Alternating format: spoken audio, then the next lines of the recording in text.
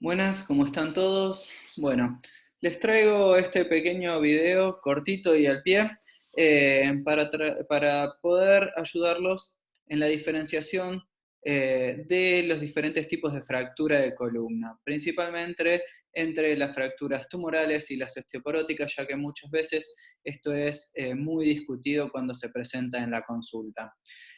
No las llamamos fracturas patológicas, sí, porque ambas podrían incluirse en esta clasificación, si bien en los últimos tiempos se está considerando más a las fracturas osteoporóticas como fracturas por insuficiencia, más que patológicas per se, ¿sí? Siempre es importante cuando analicemos o vayamos a estudiar a un paciente con sospecha de fractura tumoral o osteoporótica, tener en cuenta los siguientes datos: la edad de los pacientes, ¿sí? No es lo mismo una fractura en un paciente de 40 años que en uno de arriba de 60 años. El sexo, muy importante, ya que sabemos que la osteoporosis es mucho más prevalente por cuestiones hormonales en el sexo femenino. El antecedente de traumatismo, tener en cuenta la severidad y la energía aplicada. No es lo mismo un paciente que consulta por dolores posterior a un esfuerzo que un paciente que ha tenido una caída, sea de propia altura o un accidente de tránsito. Los consumos de posibles medicamentos que pueden influir en el metabolismo óseo, como ser los corticoides o los bifosfonatos, en más en menos. Siempre tener en cuenta antecedentes oncológicos de los pacientes, que muchas veces pueden no referirlos, ¿sí? Y los antecedentes de otras fracturas siempre ayudan a empezar en algo de osteoporosis, ¿sí? Que hayan tenido fracturas de cadera por caída de propia altura, de muñeco e incluso de otras vértebras. A modo de resumen, les planteo acá un pequeño cuadro con las características principales entre que van a guardar en las imágenes las fracturas patológicas, sean osteoporóticas o tumorales. Fíjense, a modo de ejemplo, del lado derecho de la pantalla van a encontrar un ejemplo de una fractura patológica y un ejemplo de una fractura osteoporótica. Vamos a ir punto por punto analizando esto, ¿sí? El reemplazo a médula ósea. Como saben ustedes, la médula ósea hematopoyética se encuentra en los cuerpos vertebrales, en el esternón, en el hueso ilíaco. A medida que las personas crecen, esta médula ósea se torna no funcionante y es transformada en médula ósea amarilla, que se llama, o grasa. Es importante que en las fracturas de índole tumoral o patológica, ¿sí? Vamos a ver de que la gran mayoría, cuando analizamos el cuerpo vertebral, la totalidad de la médula ósea se encuentra reemplazada por tejido tumoral. ¿Sí? Como ven en la imagen de arriba a la derecha, la médula ósea amarilla en el T1 se vería hiperintensa, mientras que en el cuerpo vertebral aplastado está completamente eh, reemplazada por tejido tumoral. A diferencia de la fractura osteoporótica, que fíjense, en la parte posterior de estas vértebras se encuentra conservada. Eso es importante. Esto es así ya que se cree que para que un tumor o una metástasis produzca una fractura, ¿sí? Por insuficiencia o por debilidad, generalmente el tejido tumoral ha invadido la totalidad de la vértebra. Otra característica es una línea hipointensa que puede o no ser paralela al platillo. Esto se ve en las fracturas de índole osteoporótica. Como ven, en el punto límite entre la médula ósea normal y la fractura se marca esta línea hipointensa en la resonancia que no se ve generalmente en lo que es las fracturas tumorales. El compromiso pedicular, esto creo a mi entender es una de las características más importantes para poder definir una fractura como osteoporótica o como tumoral. Fíjense en este ejemplo de fractura tumoral cómo se evidencia en la invasión hacia el muro posterior y hacia el pedículo del lado derecho de la vértebra.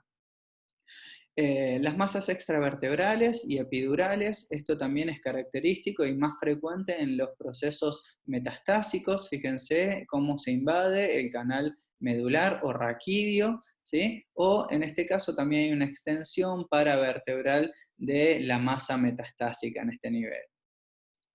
El compromiso al mudo posterior es característico de que las fracturas tumorales, cuando se producen, tengan un compromiso convexo hacia atrás, así, redondeado o abombado del muro posterior, a diferencia de que las fracturas osteoporóticas suelen tener, cuando tienen, un compromiso con bordes más angulados, ¿sí? Y una característica final que se ve en la tomografía es el vacío de señal o el gas intravertebral. Esto es más característico de las fracturas por osteoporosis. Cabe remarcar en este punto de que todas estas características no son patognomónicas de uno o de otro tipo de fractura, sino que se dan con mayor frecuencia en una de las dos en particular, pero no significa de que estas características puedan presentarse en fracturas del grupo contrario. A modo de ejemplo, les traigo un par de casos para que los analicemos en conjunto. Fíjense en este paciente masculino, 64 años de edad, 4 semanas de dolor dorsal, luego de un esfuerzo. O sea, es un hombre con un traumatismo de muy baja energía, solo un esfuerzo, neurológicamente ok, sin antecedentes de relevancia. Miren el aplastamiento de esta vértebra dorsal, no podemos evaluar o ver la presencia de médula ósea normal, amarilla en el resto del cuerpo, completamente comprometido. En las cortes axiales podemos ver que tenemos un compromiso extravertebral, compromiso incluso del canal, ¿sí? Y también del pedículo del lado derecho en este caso. Obviamente esto hace sospechar una fractura patológica tumoral en este caso. Este otro paciente masculino de 49 años que consulta por una lumbocruralgia izquierda de una semana de evolución, neurológicamente ok, o sea, tenía dolor crural pero sin déficit y con antecedente de una nefrectomía derecha por un cáncer de células claras. Acá tenemos un antecedente marcado, esto es importante.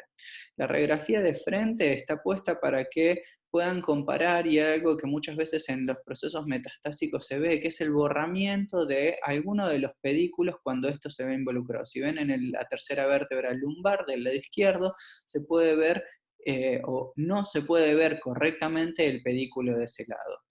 Pasamos a las imágenes de resonancia, fíjense el compromiso total de la vértebra, no hay médula ósea respetada, hay un abombamiento posterior del muro, ¿sí? No se ven bordes agudos, compromiso paravertebral y del canal raquídeo a ese nivel, y compromiso del pedículo, como les digo, esto es muy importante.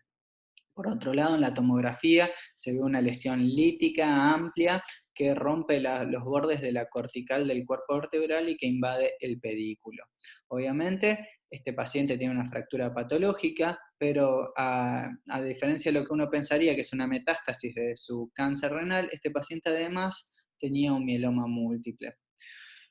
Este tercer caso, una paciente femenina, una mujer de 63 años que consulta por un dolor dorsal de una semana de evolución luego de una caída de propia altura, sentada, neurológicamente intacta y estaba en tratamiento previo por osteoporosis. Como ven, las radiografías no se ve un marcado acuñamiento y en la resonancia se delata el edema del platillo superior de varios cuerpos vertebrales. Fíjense cómo se respeta en el T1 la médula ósea por debajo del de aplastamiento, y acá en el STIR podemos llegar a ver esta línea hipointensa paralela al platillo. En el axial no se observan masas extra paravertebrales o dentro del canal. Por lo tanto, en una paciente femenina, más de 60 años de edad, con antecedentes de osteoporosis y tratamiento por la misma, con un traumatismo o una caída, uno le quedan pocas dudas de que esto se trata de una fractura osteoporótica. Este otro caso, también una paciente mujer de 74 años de edad, con 2 semanas de evolución después de una caída de propia altura, también existe un traumatismo marcado, con antecedentes de osteoporosis, diabética tipo 2, una cirrosis biliar primaria con tratamiento con corticoides prolongado, o sea, todos factores que hacen pensar en una insuficiencia del hueso. Vamos a las características imagenológicas y vemos que en la segunda vértebra lumbar hay un aplastamiento del platillo superior que genera una cifosis segmentaria, y vemos el compromiso en la resonancia con edema. La médula ósea está respetada en el resto del cuerpo vertebral, existe esta línea hipointensa bien marcada en el platillo superior en los diferentes cortes, no hay compromiso del muro posterior y tampoco hay invasión de los tejidos paravertebrales o del canal raquídeo. Eh, Les dejo acá algunos artículos de los que pueden profundizar este tema. Obviamente hay muchísimos más, pueden sacarlo de las referencias de estos artículos. Espero que esto les sirva para su trabajo del día a día. Un saludo para todos.